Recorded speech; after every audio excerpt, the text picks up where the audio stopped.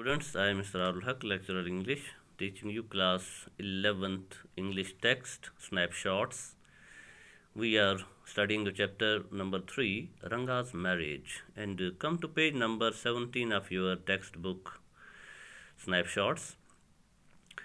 In the previous lecture, we concluded up to first two paragraphs, and now page 17, second paragraph. तो हमने अभी तक इसके दो पैराग्राफ पढ़े हैं चैप्टर रंगाज मैरिज के। तो आज हम इसके बाद वाला पैराग्राफ पेज 17 पे आ जाइए आप। But I request you please open your text books at page number 17 and keep it open before you and you will understand things better. किताब अपने सामने रखिए टेक्स्ट खोल कर और उस पर भी साथ साथ पढ़िए ताकि डिफ़िकल्ट वर्ड्स के जो मीनिंग हैं वो भी आप लिखिए जिस तरह मैंने यहाँ पे लिखे हैं आपकी आसानी के लिए। We have some mango trees in our village। तो हमारे जो राइटर हैं वेंकटेश अयंगर वो लिखते हैं, अभी तक हमने देखा कि फर्स्ट टू पैराग्राफ्स में वो अपने गांव की डिस्क्रिप्शन देते हैं कि उनका जो गांव है वो किसी मैप में नहीं है, किसी बुक में उसका जिक्र नहीं है, लेकिन इसका मतलब ये नहीं है कि वो इम्पोर्टेंट नहीं है। वो कह रहे हैं कि स्टेट ऑफ मैसूर का ये जो गांव है उनका होसाहली ये बहुत इम्पॉर्टेंट है मैसूर के लिए, जिस तरह मैसूर भारत के लिए इम्पॉर्टेंट है। तो हम आगे देखते हैं, फिर वो अपने गांव के बारे में बताते हैं। We have some mango trees in our village. तो वो कह रहे हैं कि हमारे गांव में कुछ मैंगो ट्रीज़ भी हैं।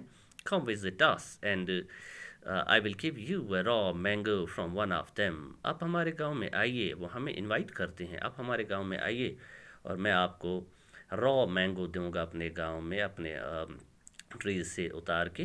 रॉ मैंगो मतलब कच्चा mango. Do not eat it, लेकिन आप इसको खाइएगा नहीं। क्यों? जस्ट टेक ए बाइट, सिर्फ एक इसका टेस्ट कीजिए, थोड़ा सा टेस्ट कीजिए। बाइट, एक बार बाइट कीजिए इसका टेस्ट देखने के लिए। The sourness is sure to go straight to your ब्रह्मधर। तो जो इसकी सोरनेस है यानी इतने खट्टे हैं वो आम के, वो सीधा आपके दिमाग पर असर करते हैं। ब्रह्मधर ध्यान रखिए क्या है, ब्रह्मधर मतलब है दिमाग, तो दिमाग पे सीधा असर होता है। I wants took one such fruit home. मैंने भी एक बार ऐसा एक कच्चा मैंगो अपने घर लिया।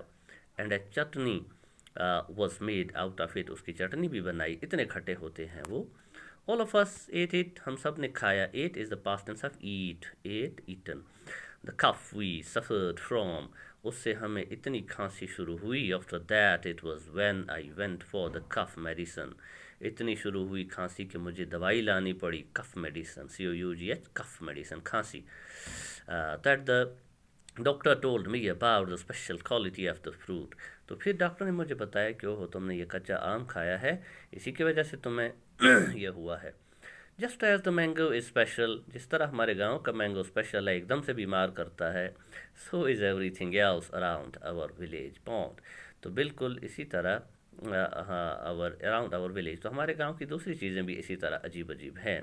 We have a creeper growing in the ever so fine water. तो हमारे गांव में एक क्रीपर भी है। क्रीपर मतलब होता है जो क्लाइंबर होते हैं जो पेड़ों पर बेलें चढ़ती हैं।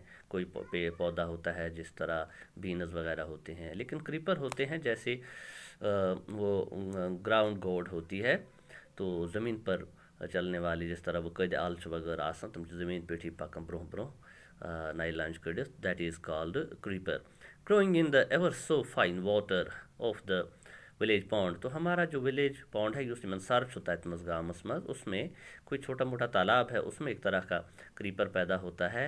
इस flowers are fees to be hold, उसके इतने अच्छे फ्लावर्स होते हैं कि वो एक नज़ारा होता है। फीस असल में दावत को कहते हैं, टू बी होल्ड देखने के लिए, लेकिन यहाँ मतलब है वो देखने लायक होते हैं।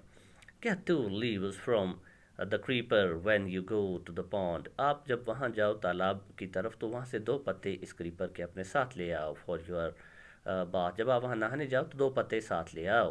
And you will not have to worry about not having leaves on which to serve the afternoon मील। तो वो इतने बड़े बड़े पत्ते होते हैं कि आप उन पर खाना खा सकते हो। आफ्टरनून मील मतलब लंच खा सकते हो, या बाद में कोई और चीज़ खानी हो तो आपको नीचे पत्ते रखने हैं, ऊपर खाना डालना है तो खाना है, आपको प्लेट की ज़रूरत नहीं है, इतने बड़े साइज़ के वो पत्ते होते हैं। یہ ویسے آئیم ریمبلنگ، آپ کہو گے کہ میں غلط راستے پر چلا گیا۔ ریمبلنگ کا مطلب ہے ادھر ادھر کی ہانکنا، یعنی not concentrated on the subject. تو وہ اپنے اصل میں ہمیں رنگاز کی میرج کے بارے میں بتانا تھا، لیکن ابھی تک وہ اپنے گاؤں کے بارے میں بتا رہے ہیں۔ اسی لیے ہمارے رائٹر کہتے ہیں کہ آپ کہو گے کہ میں بھٹک گیا، غلط راستے پہ جا رہا ہوں۔ It's always like that when the subject of our village comes up، لیکن کیا کروں، میری مجبوری ہے، جب بھی ہمارے گاؤں کی بات ہوتی ہے تو میں ایک دم وہاں پہ آ جاتا ہوں۔ of our village comes but enough، لیکن میں نے بہت آپ کو بتا دیا۔ enough ENOUGH، بہت کچھ بتا دیا، کافی ہے۔ if anyone of you would like to visit us، اگر آپ میں سے کوئی آنا چاہتا ہے اتنی تعریف سن کر میرے گاؤں میں، drop me a line، مجھے تھوڑا سا لکھ دو، آپ خط لکھ دو۔ I will let you know where ہوسہلی is، تو مجھے بتاؤ، میں آپ کو ٹھیک سے اس کی لوکیشن بتاؤں گا کہ آپ کو ہمارے گاؤں ہوسہلی میں کہاں آنا ہے۔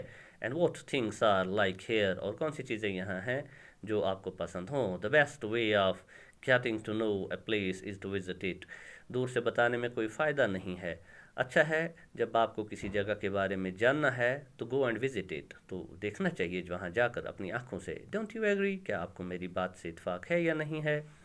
تو آپ ضرور آئیے۔ Next para, what I am going to tell you is something that happened 10 years ago۔ تو اب ہم دیکھتے ہیں کہ وہ رنگاز کی میرج پہ آتے ہیں ہمارے writer.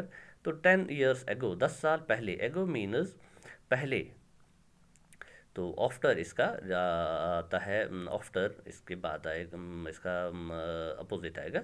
we did not have many people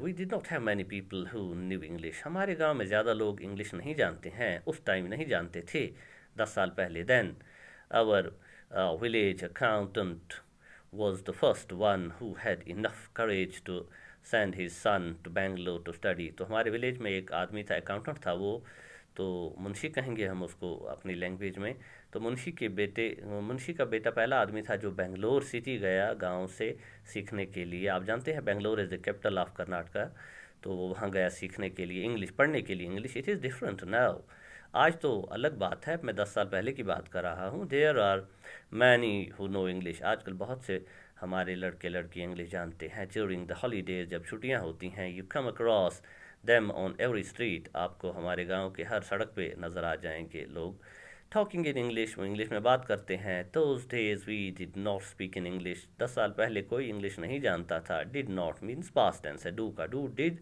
done. Nor did we bring in English words while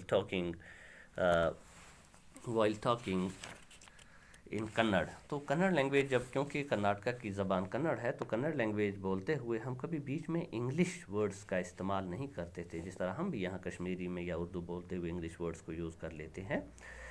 what has happened is disgraceful، جو آج ہوا ہے، یعنی آج بچوں نے انگلش تو سیکھی ہے لیکن وہ اپنی زبان کو بھول رہے ہیں۔ believe me، یہ اچھی بات نہیں ہے۔ the other day I was in Rama Rao's house، تو رائٹر ہمیں کہتے ہیں کہ ایک دوسرے دن، 10 سال پہلے ایک دن میں وہاں راما راو کے گھر گیا۔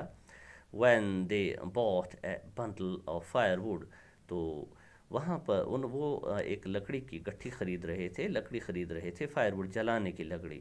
راما راو son came out to pay for it، Rama راو کا بیٹا باہر آیا پیسہ دینے کے لیے اس عورت کو جو لکڑی بیچ رہی تھی۔ he asked the woman how much should I give you، تو اس نے پوچھا اس عورت سے، مجھے آپ کو کتنے پیسے دینے ہیں؟ 4 پیسے، تو اس نے کہا 4 پیسے۔ she said the boy told her he didn't have any change، تو اس نے کنڑ میں بتایا، پھر آگے انگلش میں بتایا لڑکے نے کہ میرے پاس چینج نہیں ہے۔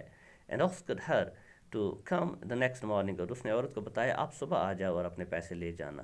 the poor woman did not understand the English word change، اس عورت کو انگلش ورڈ چینج سمجھ ہی نہیں آیا۔ and went away muttering to herself، تو وہ وہاں سے چلی گئی اپنی لکڑی لے کر۔ muttering مطلب اپنے آپ سے کچھ کہتی چلی گئی۔